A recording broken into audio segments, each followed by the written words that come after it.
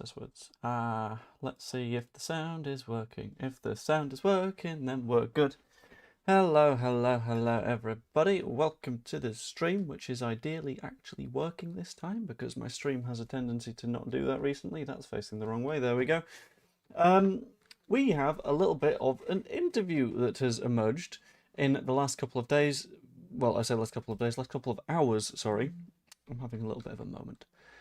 From Noah Okafor, Leeds United winger, who is going to look to make a little bit of an impact at the moment, and that's a sort of interesting thing that we're going to take a little bit of a dive into.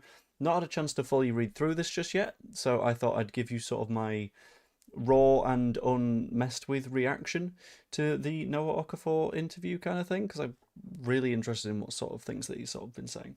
So it opens up by talking about Okafor's past with the Swiss national team. Swiss. There we go. In which he watched every minute of the campaign play out from the bench. It was omitted entirely from their next squad. The manager said that he wasn't really satisfied with the performances, been ages since his last goal, have enough attacking competition, all this kind of stuff, and ultimately, it's in Noah's hands to reclaim his spot. Now, Switzerland will be absolutely hoping that they will qualify for the World Cup. They are one of the teams that is actually able to do so. They've got a very decent standard of squad, very decent standard of player, and they will be pushing to do that no matter what.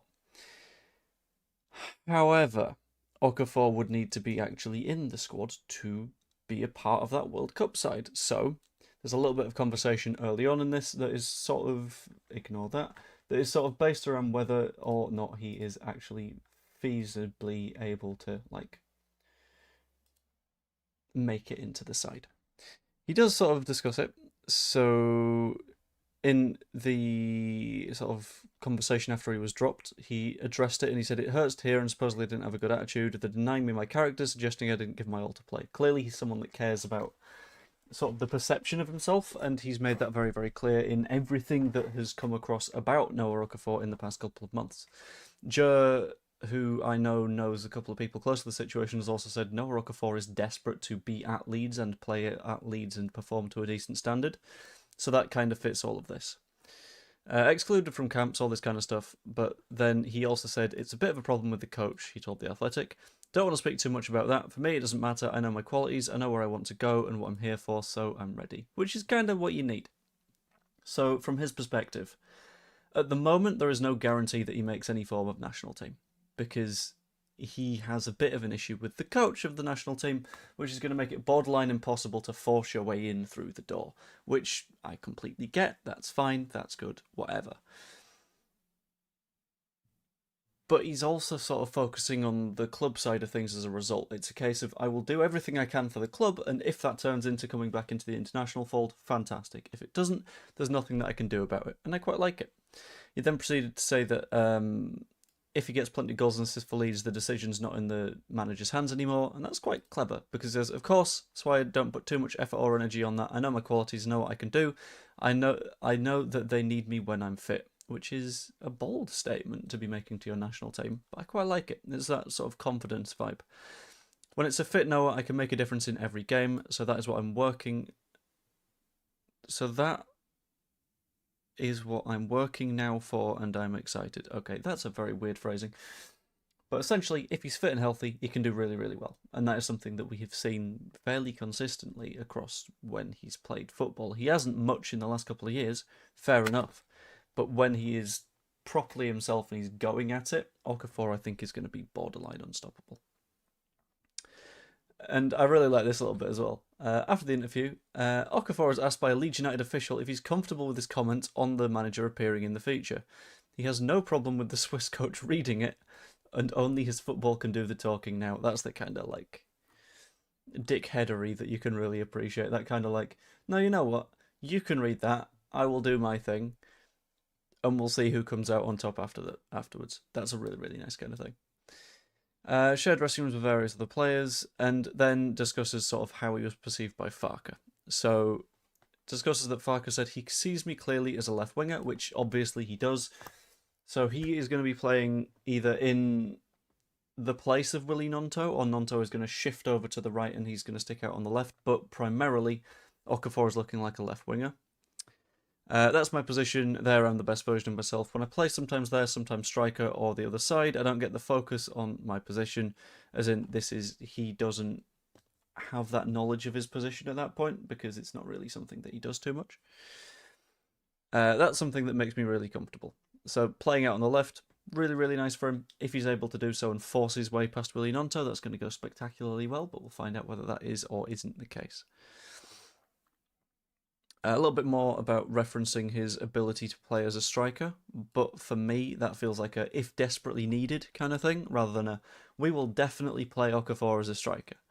Because I think we definitely don't play Okafor as a striker, unless it is desperately needed. Unless we get to Mecha and Piru and Calvert-Lewin are all injured, then you go, shit, I guess Noah's the only one that's left. It's then covered that he's a very, very speedy boy, built like a 100-metre athlete, which means that he is rather tall and rather slim. And he also has a lot of sort of coaching from a guy called Ralph Fong. Is it Fong? Is it Fongu? Because like fondue, Fongu. I'm going to go Fong, because that sounds Frencher. A former professional sprinter from Switzerland has been coaching Leeds forward in the past 6 months. During the international break, he was working with Fong to sort of improve his own pace at Leeds Beckett Uni. And he was also wearing track spikes as he went through a variety of speed drills. So clearly he cares about his personal development. A lot of players that you will see will just sort of say, oh, it's the international break, I can just piss about for a little bit. That's not realistically the case. And if you can push yourself as hard as you can, that's a really good sign for someone's mentality. And that sort of strength of personality and the ability to push yourself is something that I think is going to be a very, very big difference maker for us throughout this season. Brought Fongu with him when he signed his contract last month. More than a coach that he works with, he's a friend, he's a confidant, all that kind of stuff. I know from genetics I'm really fast, which is something I quite like. But having the right sort of training means that every muscle group is stronger. Then there's a little bit more on his development, a little bit more on his training, a little bit more on all that kind of stuff. But his conditioning is what a lot of people are going to be concerned about. And that's completely understandable because he's someone that's tended to be a bit injured. So, in this case, it's said that his conditioning is critical to getting enough minutes to be able to play. It runs through some of his injury history. Then I was on top in Salzburg. Weirdly, that's where he got the most minutes. Good step for me to develop, then I went to Milan. There were plans for me, but in football, not every time the plan goes as everyone wishes, so he got a couple of injuries, and he ended up sliding down the pecking order behind Rafa Leao. Which, again, I've had to emphasise this time and time again after the end of this transfer window. Any footballer in any league is getting stuck behind Rafa Leao. There are very, very few players that get in front of him in the queue, which is something that is sort of, it's understandable. I'm doing okay, Lee. It's been a day so far, to say the very least, but we're coping. Let's hope Fuck doesn't beat the confidence out of him. He won't. He'll be fine. See if he's as good as we're hoping he is, and I think he will be. I'm very confident about this guy, but we'll find out more about why that is as we go. For me, it's the most important thing to play every game. Again, drop behind Rafa Leao, that's going to stop you doing things. Then I can get on top, develop each thing I have to improve for what I do well.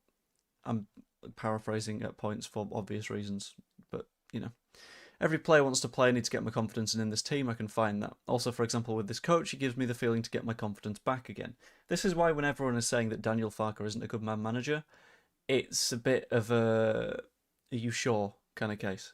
Because there's been so many different players that have, under Daniel Farke, sort of said, no, yeah, my confidence is back and I'm playing better than ever. But everyone seems to be intent on going, yeah, but he doesn't know what he's doing though, does he?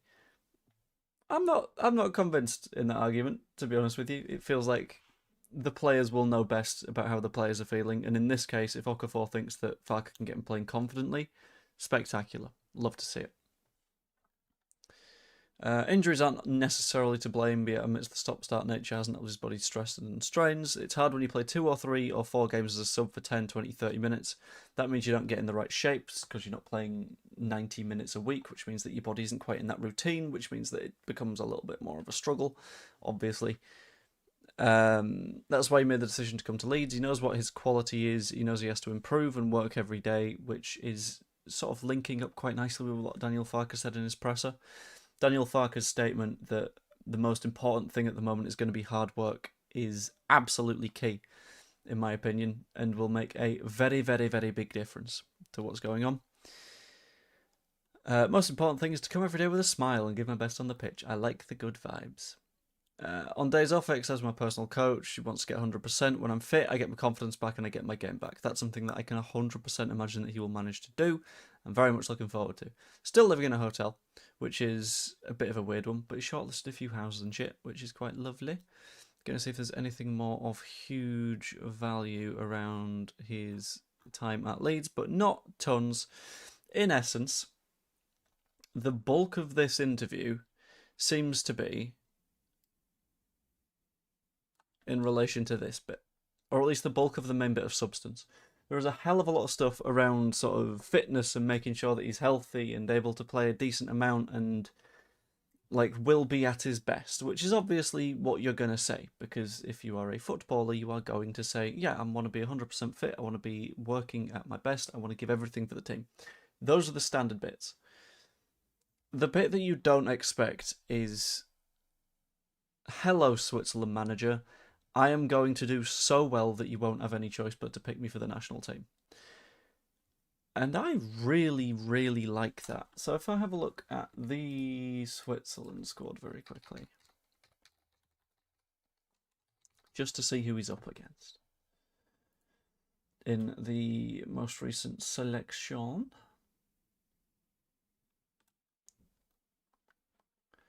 Okay, never mind. Cool. So their most recent match was against Slovenia. They won 3-0. Against Jacobiol, which is a little bit of a shame. But their attack includes Ndoi, includes Ambolo, includes Fabian Rieder, includes Ruben Vargas. All of those are players that I think Noah Okafor has at least the same standard as, potentially more, which I think is going to be something that a lot of people are going to see over the season. Because anyone that's like particularly watched a decent amount of Noah Okafor, we know what is going on with that kind of situation, and we know that like he's a good footballer, he's just not had the chance to get regular minutes in. This is his chance. And if he takes this chance to a reasonable standard, then I can absolutely see him being a key part of the Leeds United side this season. And it also fits with what Daniel Farke was saying yesterday, where what is going to matter is, because we don't have the same level of quality as a few different like places. Obviously, we don't have the quality that Arsenal have, we don't have the quality that Newcastle have, that Villa have, a bunch of different squads.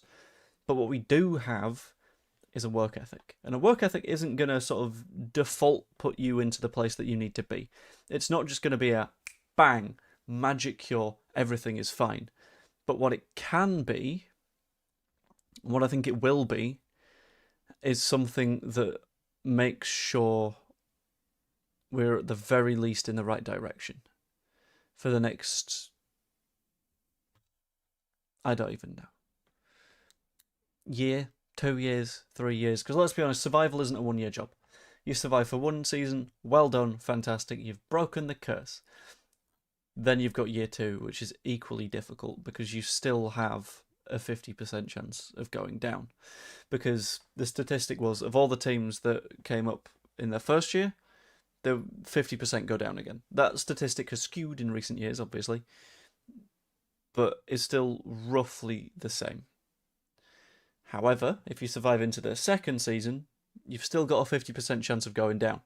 So 1 in 4 Premier League clubs are expected to survive into their third season, and at that point, you can still just get relegated, which is something that is a pretty big risk that we want to ideally avoid. So I think that idea of constant work, constant effort, constant work ethic is what we need to be spreading throughout the club at the minute. And if we're not, then I think we could be in a little bit of trouble. But I think we are. And that interview sort of backed that idea, and I really like it. Anyway, this was only going to be a short stream because I saw the article and I was like, I'm going to have a little bit of a conversation about it. We're going to see what people think. Which to be honest, I think it's a bit of a relative nothing, but it was kind of telling that he's someone that isn't against being outspoken. And I think being outspoken like that is really sort of generally positive, and it means that he's sort of happy to say what he thinks in the same way that Gruev was when he was like with the Bulgaria squad, because Gruev with the Bulgaria squad was a bit of a grumpy boy because they were playing like shit. And a player that is willing to sort of be honest with his teammates is something that you need in those situations. And undoubtedly, at points this season, we will look terrible. Which means that having personalities like that aren't afraid to tell you what they actually think about what's going on is going to be key. Anyway, this was only going to be a short stream, so I'm going to leave it there. I'm going to do a Fulham preview at some point later. I've not decided what time yet, because at some point I've got a roofer coming out, which is always very, very fun. Yeah, going to leave that there. If you haven't yet, I'd massively appreciate you popping a like on the stream. Subscribe if you haven't as well, because I'll be honest with you, non-transfer window times are absolutely dire as a content creator, because simultaneously there was, I believe, a bit of a change in the way that the YouTube algorithm recommends content to people, matched up with the end of the window, matched up with an international break. So every single Leeds United YouTube channel right now is facing a monstrous little triple whammy of reasons that viewership is low. So I'll be honest, getting the inspiration up to even do a stream right now is a nightmare. But here we are, we're doing our best. Anyway, I'm going to leave that there. Hope you all enjoyed, and I will see you all in my preview thing later. Toodaloo.